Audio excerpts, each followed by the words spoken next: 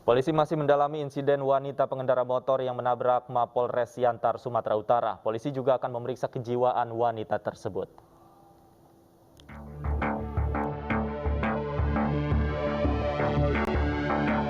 Seorang wanita bercadar menabrakkan motor yang dikendarainya ke Mapolres Pematang Siantar, Sumatera Utara. Ruang sentra pelayanan kepolisian terpadu pun sontak porak-poranda. Saat peristiwa berlangsung, kantor polisi ini masih dalam kondisi sepi karena terjadi pada pagi hari. Pasca penabrakan, pelaku tampak menahan sakit atas perbuatannya. Sementara sepeda motornya rusak. Polisi kemudian mengamankan wanita yang diduga stres tersebut. Pelaku yang diketahui berinisial FM berusia 30 tahun itu sempat berteriak dan menangis histeris saat diinterogasi Kapolres Pematang Siantar. Polisi masih menyelidiki apakah pelaku terafiliasi jaringan terorisme. Karena orang ini saya udah lihat ya masih dalam keadaan yang stres, masih nangis kan tadi. Ya, dengar juga dengar sendiri kan. Kita tanya kemana, dijawabnya kemana, ya. Belum bisa diajak ngobrol, bicara dengan baik. Ya, kita akan memanggil orang tuanya. Selain memeriksa kondisi kejiwaan pelaku, petugas juga menggeledah rumah pelaku dan mengamankan sejumlah buku agama. Tim Liputan iNews melaporkan. Pemirsa, video dengan narasi anggota Polres Binjai, Sumatera Utara menjebak warga terkait narkoba viral di media sosial. Namun Kapolres Binjai menegaskan tidak ada rekayasa dalam video yang viral tersebut.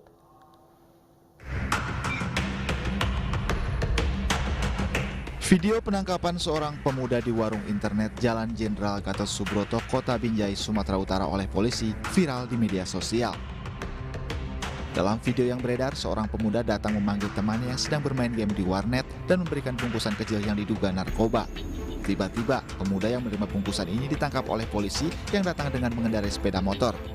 Namun anehnya, pria yang memberikan bungkusan itu justru dibiarkan pergi. Kasat Reskrim Polres Binjai menyatakan penangkapan pemuda ini tidak ada rekayasa dan sesuai prosedur berdasarkan laporan dari masyarakat. Ini semua terkait dengan adanya laporan daripada salah satu kepala lurah di Binjai Barat. Lurah Binjai Barat, nah, tolong Pak dibantu dicek ya, dicek gitu. Kita cek, kita dalami lokasi tersebut ya, kita cek ya. Yang ada di Jalan Gatot Subroto, seputaran Simpang Pertanian. Itulah awalnya penyampaian daripada lurah, kita dalami, maka kita langsung pemantauan. Kita selidiki, benar adanya. Warnet ini kan keluar masuk, dan ini nggak ada batasan sampai tengah malam. Kalau selama itu tidak ada masalah, artinya bahwa itu memang sudah prosedur, surat perintah tugas kita lengkapi. Ya, apapun itu nanti kita akan dalami, Pak. Meski demikian, polisi akan menyelidiki dugaan jebakan ini dengan memanggil 2 anggota kepolisian yang menangkap pemuda tersebut. Dari Binjai, Sumatera Utara, Muhammad Zainal Tanjung, iNews melaporkan.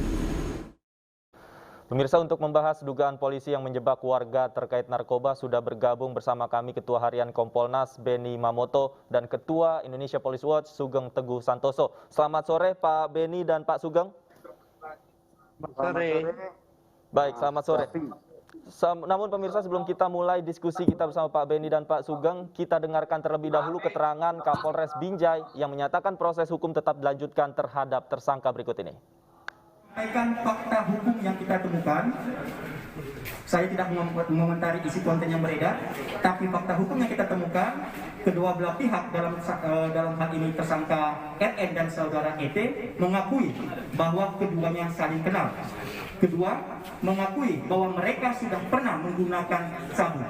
Ketiga, bahwa mereka mengakui bahwa sabu yang saat itu di bawah penguasaan mereka rencananya akan digunakan secara...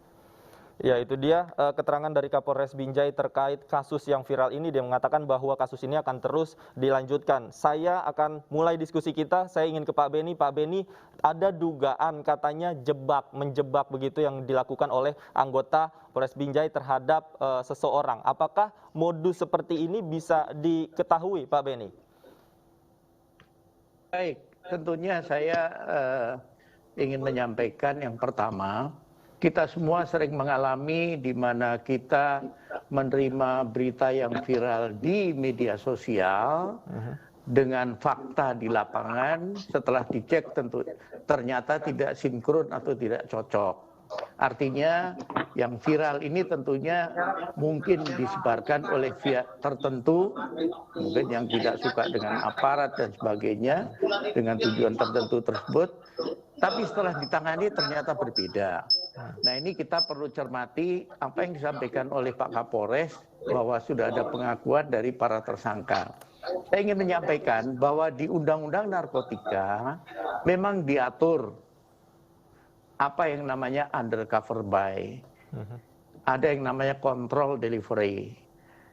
Dua kewenangan itu khusus hanya untuk kasus narkoba. Kenapa? Karena kasus narkoba ini menyangkut jaringan, menyangkut sindikat yang cukup rapi, tertutup, bahkan sistem sel terputus. Sehingga pembuat undang-undang akhirnya memberikan kewenangan khusus. Ini tidak berlaku di tindak pidana lain. Jadi undercover buy, penyidik, penyelidik diberi kewenangan untuk menyamar, pura-pura membeli, untuk nanti mendapatkan barang bukti dan secara bertahap untuk mengungkap jaringannya ke atas. Tetapi dalam pelaksanaannya ini ada aturannya. Harus ada surat perintah, penyelidikan, penyidikan, kemudian sudah harus melaporkan ketika barang bukti hasil pembelian pertama, kan biasanya bertahap beli sedikit, makin gede, makin gede. Ini semua harus ada berita acaranya dan harus bisa dipertanggungjawabkan. Ketika sampai titik tertentu sudah tergambar sindikatnya, baru ditangkap semua. Inilah salah satu kewenangan yang diberikan. Yang kedua, yang namanya control delivery, ini penyerahan dalam pengawasan. Contoh seperti ini, ada kurir masuk dari luar negeri bawa koper. Sudah terdeteksi ketika diperiksa X-ray.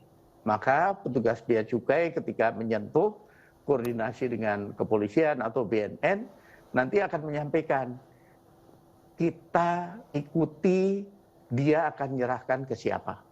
Supaya nanti terungkap siapa penerima terakhir.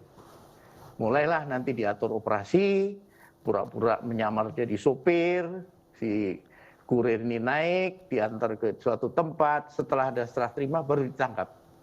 Nah, ini dilakukan supaya terungkap siapa yang mengirim, siapa memesan, siapa yang mengantar, dan siapa yang menerima. Inilah bedanya dengan tindak pidana yang lain. Nah, dalam implementasi di lapangan, ini perlu diatur. Baik. Sudah ada SOP-nya. Bagaimana kontrol delivery dilakukan, bagaimana undercover buy dilakukan. Nah, ini perlu pengawasan dari pimpinan. Jangan sampai ada penyalahgunaan kewenangan yang sudah diberikan oleh undang-undang ini. Baik. Saya ingin ke Pak Sugeng. Pak Sugeng, apakah kasus-kasus seperti ini, diantaranya tadi ada dugaan anggota Polres yang menjebak begitu, sering dilaporkan? Ya, saya mau menyampaikan laporan yang masuk ke IPW ya. Ada beberapa penyalahguna pemakai gitu ya. Setelah dia ditangkap, kemudian direhabilitasi, ada juga yang ditangkap beberapa orang, kemudian dia bisa damai-damai gitu ya, menyampaikan kepada kami bahwa dia membeli narkoba, kemudian tiba-tiba baru berjalan dia ditangkap. Ya, ini modusnya sama nih.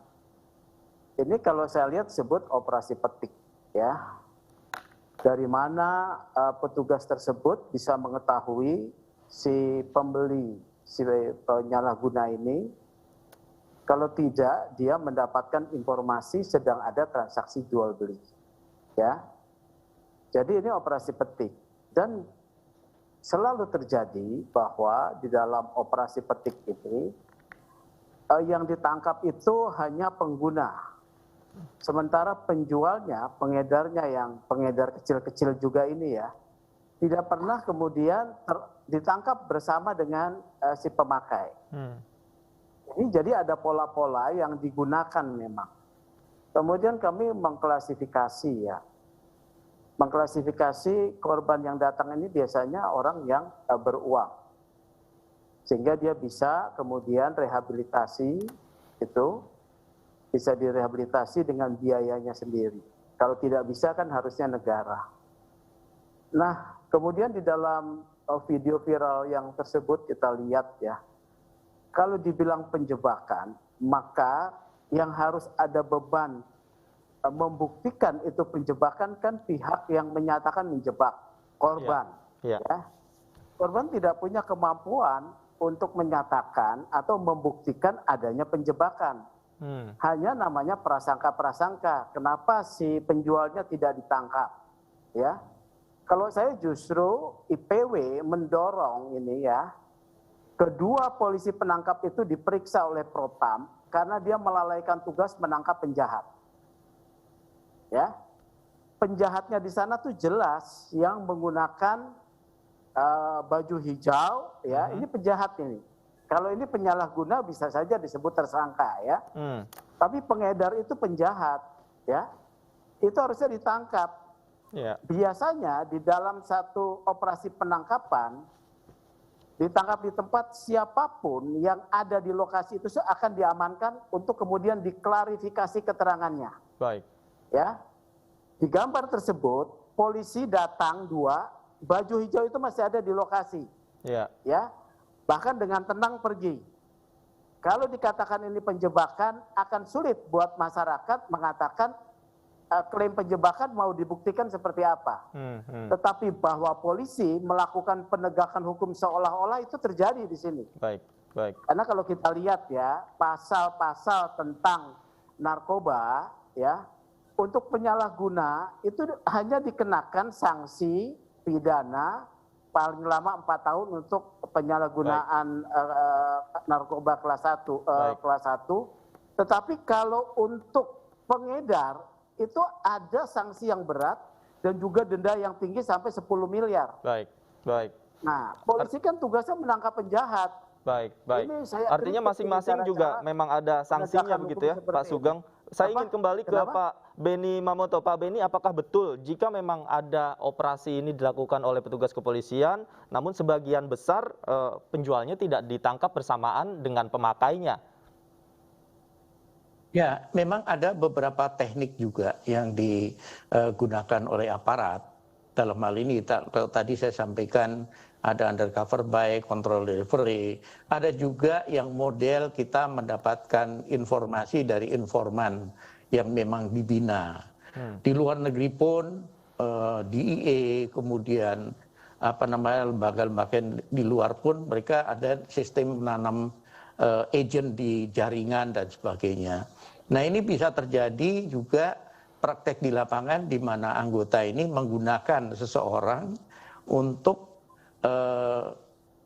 bergabung dalam sindikat di bawah pengawasannya untuk nanti ketika sudah terjadi transaksi baru dilakukan penangkapan.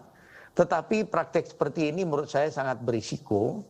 Di samping itu juga sangat rawan ketika nanti terjadi penyalahgunaan. Atau mungkin akan ada penilaian tidak bagus dari masyarakat. Maka saran kami dalam hal menangani masalah narkoba ini lebih baik menggunakan pendekatan IT, kemudian sistem informan itu malah dikurangi. Kami di BNN tidak pakai informan, semua pakai IT. Dan itu aman, dan itu akurat informasinya.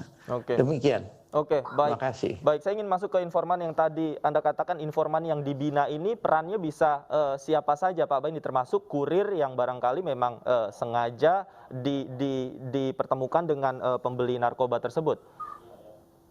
Ya, untuk informan ini biasanya mereka yang punya banyak informasi atau karena pergaulannya dengan teman-temannya, dia punya banyak masukan informasi, baik dia berada di luar jaringan maupun dia di dalam jaringan tetapi peran dia tidak signifikan.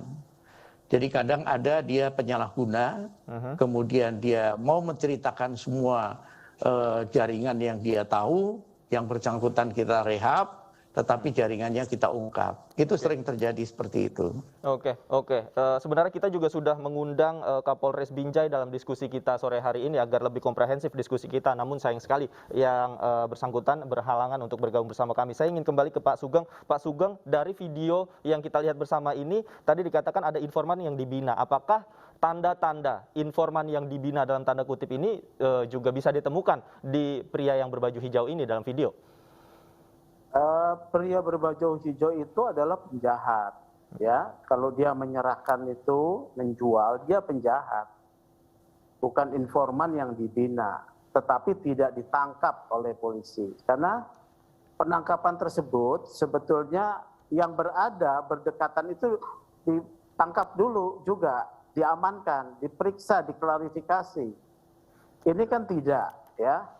Jadi di dalam namanya operasi petik yang kami kemudian wawancarai dan juga kami mendapatkan informasi, itu memang target-targetnya pengguna, ya, pengguna-pengguna untuk kemudian ditangkap sedemikian rupa, ada yang kemudian mendamai-damai, ada yang direhabilitasi, ada yang lanjut ke pengadilan, ya. Nah, kalau yang tadi itu ada menurut saya dengan sengaja ya melepas tuh yang baju hijau, ya. Artinya polisi tidak menjalankan tugasnya. Kita lihat tadi, saya kembali mau mengingatkan pasal, ya. Pasal tentang Undang-Undang Narkoba. Pengguna itu ancamannya untuk golongan 1 4, ya, paling tinggi 4 tahun, golongan 2 paling tinggi 2 tahun, golongan 3 1 tahun.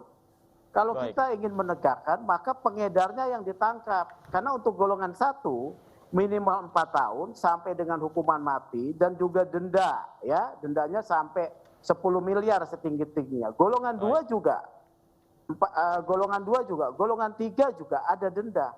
Kalau serius penegakan ini, maka selain diberantas, ya, para pengedar, juga negara mendapatkan pemasukan denda. Seperti itu. Kalau ini kan tidak. Ini penegakan hukum yang menurut saya nggak benar, walaupun cukup bukti, tidak benar cara begini. Dan IPW juga mendorong pada kedua polisi yang diperiksa ini diperiksa oleh Propam, ya. Dan saya minta pimpinan Polri, ya, kalau menangkap seperti operasi-operasi seperti begini, singkat saja, Pak Sugeng, silakan. Ditetapkan standar, penjualnya juga ditangkap, untuk tidak ada kecurigaan bahwa polisi hanya oknum-oknum polisi melakukan operasi petik. Baik, terima kasih Pak Sugeng Teguh Santoso, Ketua IPW, sudah bergabung bersama kami. Sebelumnya juga ada Pak Benny Mamoto, sudah bergabung bersama kami di iNews Sore. Terima kasih Bapak-Bapak, selamat sore.